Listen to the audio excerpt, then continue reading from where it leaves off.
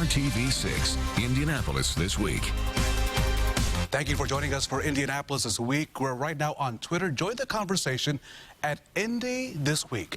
We have plenty to discuss this morning, including congressional pressure on Iran.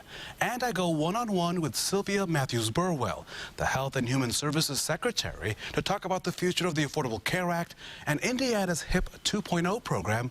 But we start this morning with the Civil Rights Showdown at the State House. Governor Mike Pence weighing in this week in his State of the State address, a speech that we're told that he wrote himself.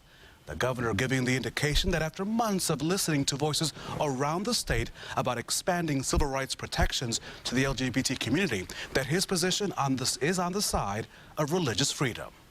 Legislation must be consistent with the Indiana Constitution. I will not support any bill that diminishes the religious freedom of Hoosiers or interferes with the constitutional rights of our citizens to live out their beliefs in worship, service, or work. We now welcome in members of the Indiana Pastors Alliance, Dr. Ron Johnson, Dr. Kevin Baird, on the issue of civil rights protection. You brought in some petitions to the State House on Wednesday. What do you hope that accomplishes on this debate? Well, Raphael, we had over 5,500 signed petitions from folks who are deeply concerned about Senate Bill 100 and expressing their displeasure about the erosion of our religious liberties. And so we wanted to send a strong message, especially to Senator David Long, that this legislation needs to stop. Why David Long? Because David Long is the one introducing this legislation, and the Senate's really the one driving this legislation. As we heard from the governor's address earlier this week, the governor seems to land very strongly on the side of religious liberty and protecting religious liberty. And do you think the governor went far enough? Did he make it very clear to you what his intentions are on this issue? Well, we were certainly pleased with what the governor had to say, and most people know that it seemed like he may have been a little patient or slow coming to that conclusion, but we heard last night unambiguously that the governor's going to stand behind the Constitution and uphold religious freedom, and if any legislation came to his desk that would challenge that we can count on him to veto that legislation. So you know that this is an issue that was debated statewide. It became an issue that took on its own life form around the country and around the world. Is there a compromise? Is there something that can be brought to the governor's desk that you would agree upon? We've often heard about the 4 words and a comma. I take it that you are not for the 4 words and a comma. No, we're not for the 4 words and a comma. And really, when you look at the starting places of these two groups, those trying to protect religious liberty, those seeking to create special rights, the starting places are different, and so the ending places are never going to be the same. What we're trying to say is the place of disagreement, Raphael, is the place where true toleration begins. And that's where we learn to agreeably disagree. That's what we're asking for, that Hoosiers would simply realize that sexual license and religious liberty are not going to find common ground in this debate. Should the government have even a voice on this issue? This seems to be an issue that for many years the churches, the synagogues, the temples have been able to handle this on their own. Is this an issue that has to be removed from, per se, the public discourse? I mean, we feel like the government is encroaching on it on various levels. Our people are not simply circumscribed to their locations or geography of where they worship, but they take their faith with them into the marketplace, into their businesses, and we feel like the State House is attempting to almost determine pastorally or theologically where people can practice their faith, and we feel like it's a total overreach by government. But you don't feel it from this State House, because in this State House there's a Republican majority that in many regards holds the agenda of religious liberty. I mean, you're not feeling it from this administration, are you? No, we have 2 bills right now that are being considered, both of which represent a serious erosion of our current religious liberties and are being put forth as a compromise, but they're not a compromise at all on our part. They're a serious loss of liberty on our part. And how do you express that sentiment, that you are folks that are convicted to your religious beliefs without sounding, as you know, sometimes the criticism, bigoted or homophobic? How do you express what is truly for many people a truth to them without expressing at the same breath that you're not being homophobic or being in some way intolerant? Well, using the analogy of the baker, which has become prominent, bakers, Christian bakers all over America have been selling brownies and cookies and cakes to to gay people, and no one ever came in and they were somehow quizzed about their sexual preferences. It becomes an issue when we are asked to participate in events that we feel like violate a sincere religious conscience. And so it has nothing to do with bigotry or lack of love or intolerance. It's simply that we don't want to participate in an event. And now the question is, can government coerce you, fine you, potentially incarcerate you as to your views? Final word. Yeah, the final word is this. We're at a scary place in Indiana right now where simply Christians ascribing to a biblical sexual ethic are being called bigots and homophobes and haters and discriminators, and effectively being criminalized for their Christian beliefs. Never before in the history of Indiana have we been in a place like this, and I think it's a very dangerous place to go, and that's why we're saying we need to protect religious liberty in Indiana. And gentlemen, thank you for your time. We appreciate you coming on the program. Please come back as this debate continues in the State House. Thank you so much. We appreciate it. Raphael, that isn't a universally held view among ministers in our state. We're joined now by Dr. Lewis Galloway, the senior pastor of Second Presbyterian Church. And Dr. Galloway, you're part of a group of pastors that believes stronger protections for the LGBT community should pass. Tell me why. Oh, that's great. Yes, we do. We really started a grassroots effort among clergy who felt that there was maybe only one side of the question being heard. And so we just really, as a grassroots effort, we said to a number of clergy, send this to 5 other pastors you know, get their response. So we wrote a statement of support for both religious freedom and the expansion of civil rights that we've now sent to all of the legislators. And we actually have 169 persons or religious leaders who've signed this letter. The reason we believe in the expansion of civil rights is because it's really a matter of both justice and mercy. All of our faith traditions, the Jewish and the Christian tradition, focus on both the issues of justice and mercy. And we believe that we do support religious freedom. That is a fundamental right. It's what makes our country such a great country, that we don't have an established religion. We don't coerce people, that we're truly free to exercise our faith in our houses of worship, our home, and whatever way we feel is faithful to God and to our calling.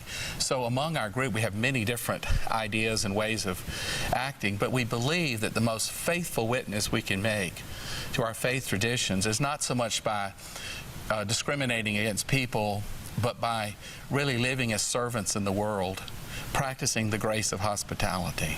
I know we heard from the Indiana Pastors Alliance, that group saying that they're concerned about what they call an erosion of religious liberties, a concern that beliefs might be diminished. Do you think there's a way to balance both religious liberty and expanded civil rights protections? We do. I believe very strongly that our religious freedom, our religious liberty is protected both by the Bill of Rights and our national Constitution, but also in the Indiana's Constitution. In fact, Indiana's Constitution quotes from the Declaration of Independence about our rights for life, liberty, and the pursuit of happiness. So we believe that our religious freedom allows us to live out our faith in our homes, in our religious congregations, in our communities. But when we enter into the public arena, when we provide goods and services for others, then we have to consider the rights of others to their own life, liberty, and happiness. I grew up in the South, and I know what discrimination looks like. And it was a long, hard-fought struggle to bring civil rights to people of all races and all different backgrounds and traditions. And I also saw how religious conviction could be used to justify segregation and discrimination.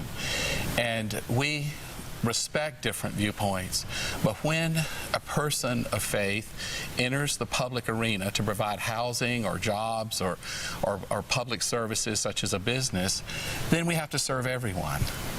Real quickly, I know we're almost out of time. What do you think of the governor's comments on the bills that we've seen put forward? I don't feel like his comments led us to a helpful solution. I think he threw it back upon the legislature. I think there are ways in which to protect religious freedom and also guarantee the civil rights of all citizens. Reverend, thank you so much for your time. Thank you so much. Great to be with you. Katie, thank you. Coming up, a Sunday morning exclusive. I go one-on-one with HHS Secretary Sylvia Matthews-Burwell, talking about the future of the Affordable Care Act and the HIP 2.0 program in Indiana. That's next on Indianapolis This Week, only on RTV6. Joined by the Secretary of Health and Human Services, Sylvia Matthews-Burwell. Thank you for joining us today. Thank you so much for having me. Based on the numbers, Hoosiers are signing up for the Affordable Care Act. But I'm hearing from some Hoosiers about they're seeing less options and higher costs. How do you address that? So actually in the marketplace and here in Indiana, fortunately, in terms of the cost issues, Indiana actually has done very well in terms of the premium. It varies all over the country. But whenever anyone talks about affordability, it's very important to remember that that financial assistance actually moves with the premiums. So 8 out of 10 folks in the marketplace have financial assistance. And so when there are changes, those changes actually their financial assistance move with those changes. And in terms of choice in the marketplace right now, 9 out of 10 folks in the marketplace are in markets where there are 3 or more issuers. And that's the place where we get that competition, to have competition both in terms of price and quality of product. But we want to continue on our way and make sure that we're giving consumers tools to help those consumers make sure that they're finding the right price. Is there something we've added in response to consumers, the out-of-pocket estimator? And that can help people understand what their total out-of-pocket cost would be so they can find the plan that's right.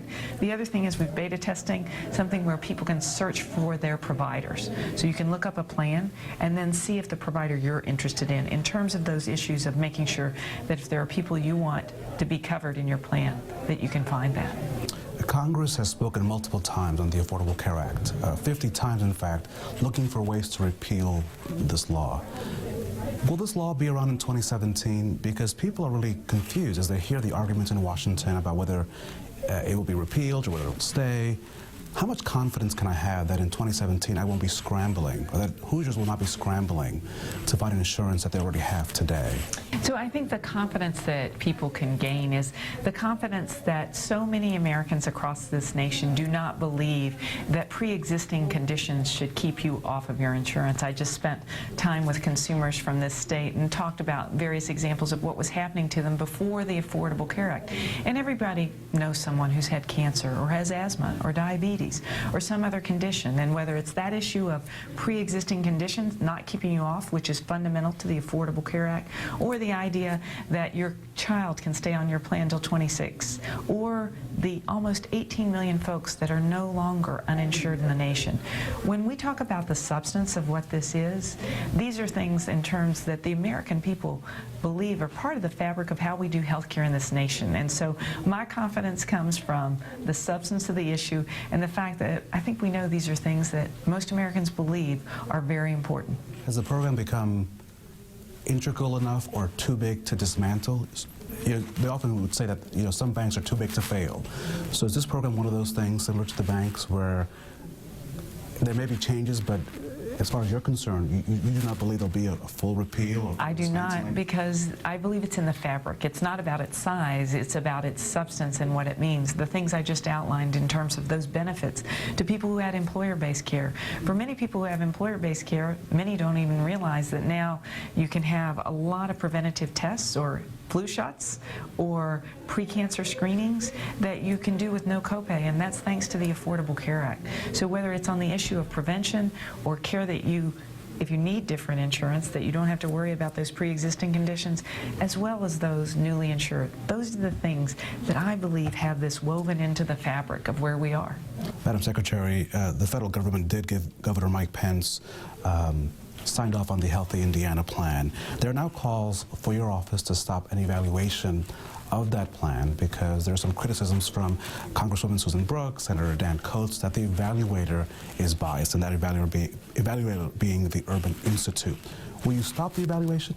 So the evaluations we think are extremely important. Just as in the marketplace and in open enrollment, last year we got a lot of consumer feedback. The 2 tools that I mentioned earlier to help consumers are about the feedback we get so we continue to improve. Similarly, here in the state of Indiana, with the expansion, we're trying lots of new things. And we want to make sure that we evaluate those new things so that we know what's working and we know the things that we can do better. And with regard to the specific, it is a professional organization that is run through a contracting program in terms of the choice of the evaluator. What we just want to do is make sure we know these new things, what's working, And if there are places where improvements can be made, how do we do that? And that's a part of what the waivers are about across the country in Medicaid. Trying to experiment with new things and new ideas, figuring out what works and building on it. So the evaluation will go on. We will evaluate. Ma'am, thank you so much. We appreciate your time. Thank you so much for joining us. Thank you. Thank you, ma'am. Thank you. Coming up, the Indiana congressman calling for new investigative power over the Iran nuclear deal.